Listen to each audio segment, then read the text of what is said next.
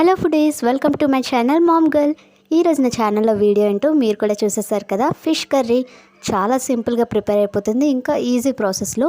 ముందుగా ఫిషెస్ని అయితే బాగా క్లీన్ చేసుకోవాలి. అలా క్లీన్ అయిన ఫిషెస్లో సరిపోయినంత ఉప్పు, పసుపు, ఇంకా కారం, దాంతోపాటు చేపల మసాలా, కొంచెం గరం మసాలా, ఇంకా అల్లం వెల్లుల్లి పేస్ట్ కూడా వేసుకోవాలి. ఇప్పుడైతే మనం వేసుకున్న మసాలాలన్నీ చేపలకైతే బాగా పట్టే విధంగా ఒకసారి బాగా కలుపుకోవాలి. చూస్తున్నారు కదా, ఈ విధంగా మసాలాలన్నీ వేసాక బాగా మిక్స్ చేసుకొని చేపలను అయితే ఒక 20 to 30 minutes దాకా పక్కనైతే మ్యారినేట్ కోసం అలా ఉంచేయాలి. ఇలా ఉంచడం వల్ల టేస్ట్ అయితే చాలా బాగుంటుంది. చూసారు కదా, ఇలా మసాలా మొత్తం పట్టిన చేపలను అయితే పక్కన పెట్టుకోవాలి. ఇప్పుడైతే స్టవ్ వెలిగించి దాని మీద కడాయి పెట్టి ఆయిల్ వేసుకోవాలి. ఆయిల్ హీట్ అయిన తర్వాత సన్నగా తరిగిన పచ్చిమిర్చిని ఒక 4 వేసుకొని పచ్చిమిర్చిని అయితే వేపుకోవాలి. అది బాగా వేగిన తర్వాత అందులో ఆనియన్ పేస్ట్ కూడా వేసుకోవాలి. ఆనియన్ పేస్ట్ వేసిన తర్వాత ఒక సైడ్ నుంచి మాడిపోకుండా ఈ విధంగా బాగా మిక్స్ చేసుకోవాలి. ఆయిల్ మొత్తంలో ఆనియన్ పేస్ట్ అనేది బాగా తేలి బాగా వేగాలి. చూసారు కదా, ఈ విధంగా వేగుతున్నప్పుడు ఇందులో కొంచెం కరివేపాకు కూడా వేసుకోవాలి.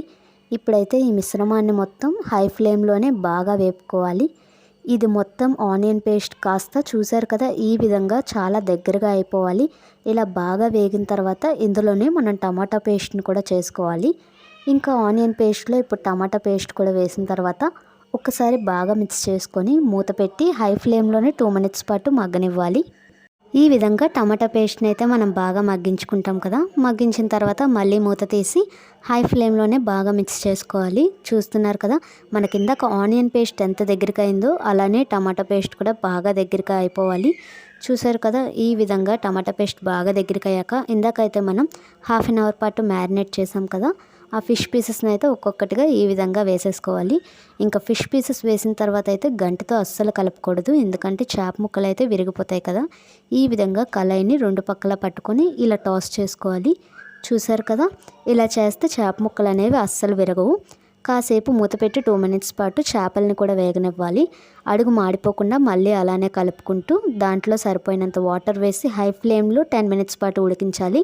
తర్వాత చిన్న నిమ్మకాయంత సైజ్ చింతపండు వాటర్ వేసి హై ఫ్లేమ్లో పెట్టి 5 minutes పాటు ఉడికిస్తే మన టేస్టీ చేపల పులుసు అయితే రెడీ అయిపోతుంది. ఈ వీడియో మీకు ఎలా అనిపించిందో నాకు కామెంట్ సెక్షన్లో చెప్పండి. అలాగే ఈ రెసిపీని మీరు ట్రై చేసి నాకు కామెంట్ చేయండి. ఇంకా మీకు ఏ రెసిపీస్ కావాలో నాకు కామెంట్ చేయండి. అలాగే నా ఛానల్